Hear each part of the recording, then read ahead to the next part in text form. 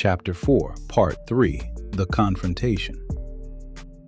The sheriff made one mistake that Sunday afternoon. He reached for Granddaddy Bear's wife. But before that moment, everything had felt peaceful. Church had just ended, and my grandparents were walking home together beneath the Alabama sun. They talked about the sermon. They laughed about something one of the children had done during service.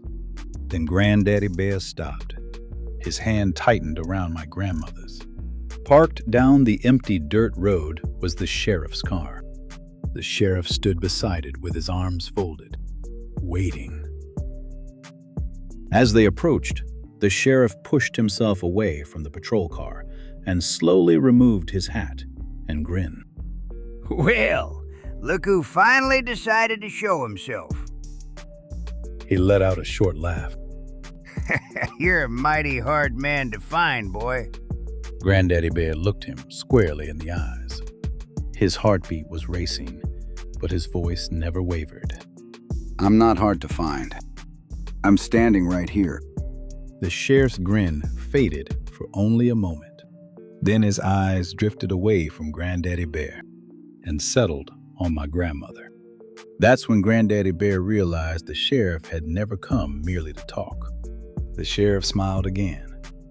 Only this time, there was nothing friendly about it. He stepped closer to her, far too close. Well, now. He tilted his head. A pretty woman like you deserves better. My grandmother instinctively stepped backward. She moved closer to Granddaddy Bear without taking her eyes off the sheriff. The sheriff reached toward her. She snapped her arm back. That's when Granddaddy Bear felt something inside him snap.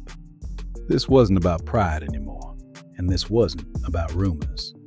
This was about protecting his wife. The sheriff assumed the badge on his chest made him untouchable. He assumed no one would dare stand against him. What he didn't know was that Granddaddy Bear had come straight from church, and beneath his Sunday coat rested his pistol. For one long second, no one moved. The only sound was the wind brushing through the trees. Then, Granddaddy Bear slowly reached beneath his coat. That's when the sheriff's confident smile disappeared. His eyes widened.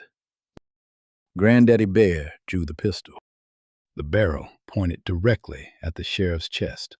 The lawman's hands shot into the air. His arrogance, swagger, and confidence quickly vanished. Whoa! Whoa! As he stumbled backward. Now, let's slow down a bit. He swallowed hard. This whole thing has just been one big misunderstanding. He took another nervous step backward. Think about what you're doing. His breathing became shallow. If you pull that trigger, He stopped. your life's over. Granddaddy Bear thought. If I don't pull this trigger, my life is definitely over.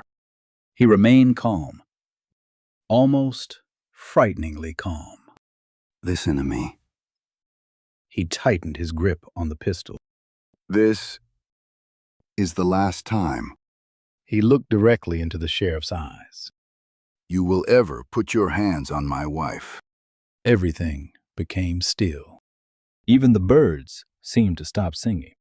Then, one deafening gunshot shattered the Sunday afternoon. The echo rolled across the open fields. Birds exploded from the nearby trees. The sheriff collapsed to the ground. Silence returned. That day taught our family that courage can protect the people we love. But even courageous decisions can carry consequences for generations. And for Granddaddy Bear, those consequences were already coming. Listen to the complete chapter on my YouTube channel. Billy Joe, where is your family?